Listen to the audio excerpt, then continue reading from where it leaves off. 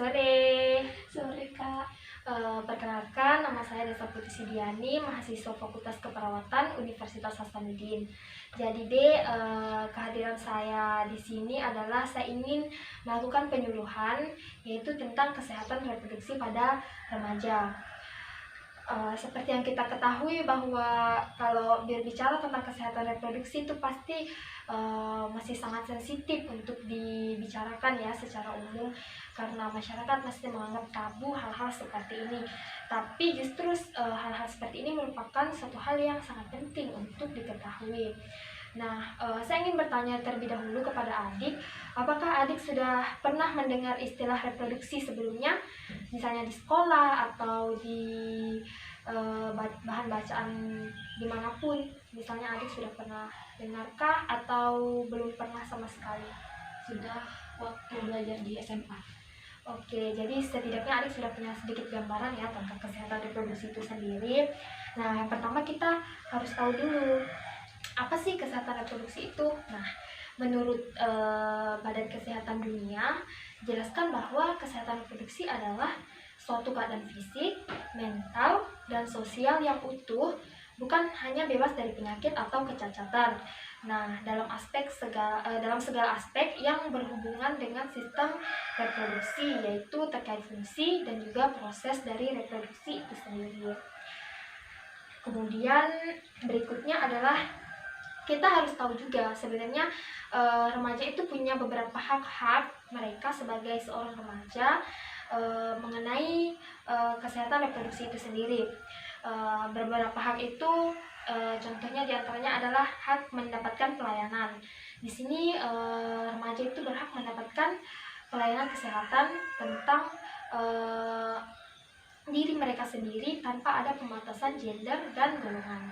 Kemudian yang kedua yaitu hak mendapatkan pendidikan, di mana seorang remaja berhak untuk mendapatkan edukasi seperti ini ataupun edukasi oleh orang tua mereka tentang kesehatan reproduksi itu sendiri.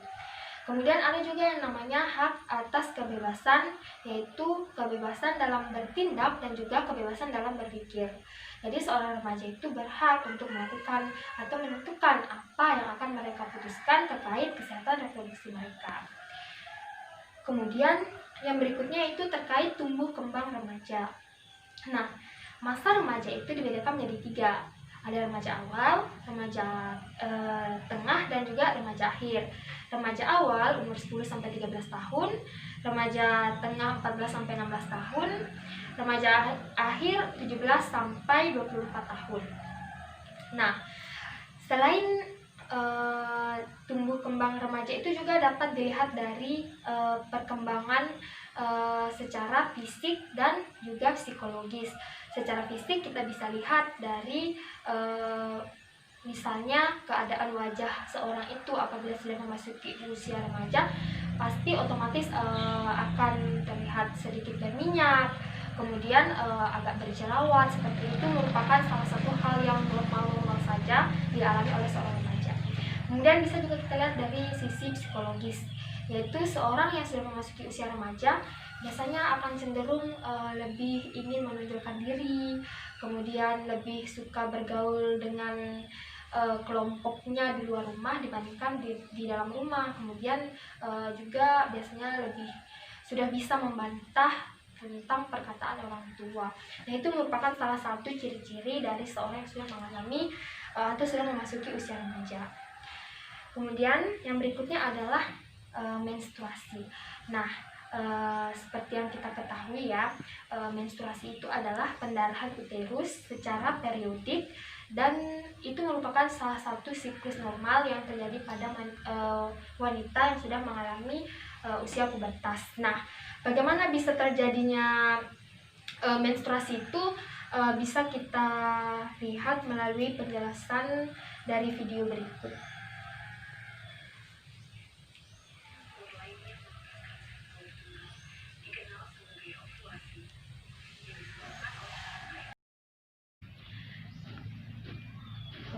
Oke, jadi itulah tadi video penjelasan tentang bagaimana terjadinya siklus menstruasi. Kemudian yang selanjutnya adalah kita akan membahas tentang penyakit menular seksual atau HIV/AIDS. Tentunya kata HIV/AIDS ini sudah sangat familiar ya di telinga kita, karena ini merupakan salah satu penyakit menular yang sangat berbahaya dan sampai saat ini masih belum ditemukan obat dari penyakit ini. Jadi penyakit ini sebenarnya disebabkan oleh virus. Nah, virus yang menyebabkan penyakit ini adalah virus Human Immunodeficiency. Nah, bagaimana cara penularan virus ini? Yaitu virus ini dapat menular melalui darah, yaitu misalnya kita terkontaminasi darah dari seseorang penderita AIDS. Nah, itu dapat menularkan virus itu sendiri.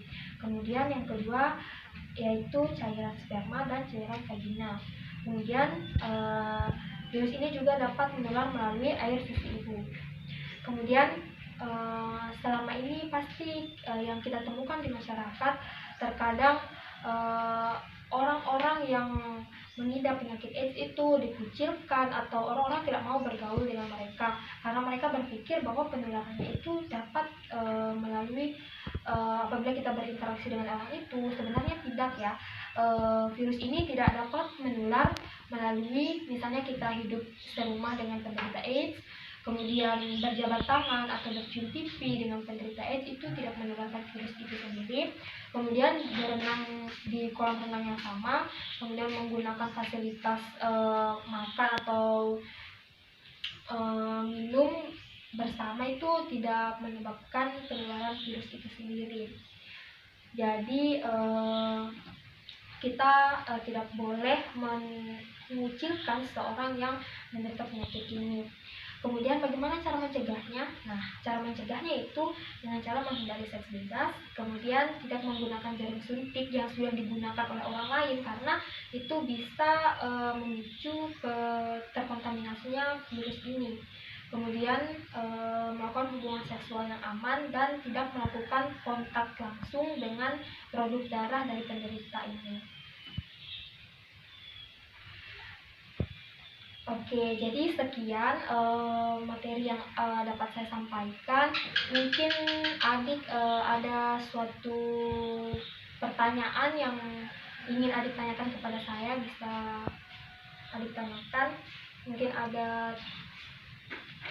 Ini Kak, kan kita di usia remaja mengalami menstruasi.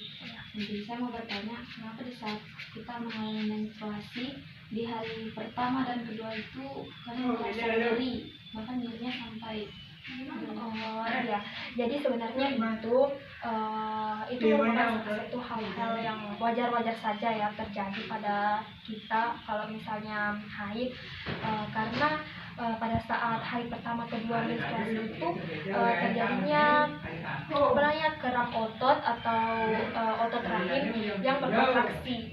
Nah, ini disebabkan karena pada saat hari pertama kedua menstruasi itu akan terjadinya peningkatan hormon prostaglandin. Nah, hormon inilah yang menyebabkan kontraksi otot. Nah, kontraksi otot itu menyebabkan kita merasakan kram. Nah, itulah sebabnya mengapa kalau di hari pertama kedua menstruasi itu akan seperti itu.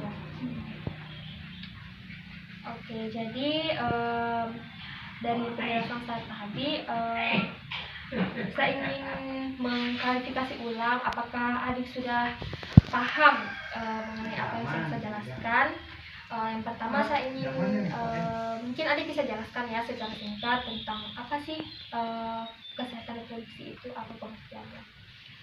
kesehatan reproduksi merupakan keadaan fisik, mental, dan sosial yang.